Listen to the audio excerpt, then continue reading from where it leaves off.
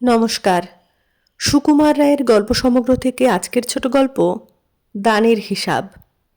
এক ছিল রাজা। রাজা জাঁকজমকে পোশাক পরিচ্ছদে লাখ লাখ টাকা ব্যয় করেন, কিন্তু দানের বেলায় তার হাত খোলে না।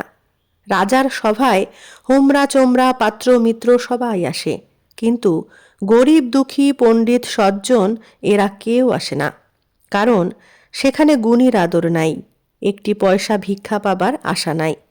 রাজার রাজ্যে দুর্ভিক্ষ লাগল। পূর্ব সীমানার লোকেরা অনাহারে মরতে বসল। রাজার কাছে খবর এলো।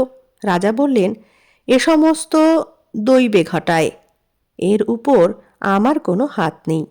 লোকেরা বলল, রাজভাণ্ডার থেকে সাহায্য করতে হুকুম হোক, আমরা দূর থেকে চাল কিনে এনে এ যাত্রা রক্ষা পেয়ে যাই।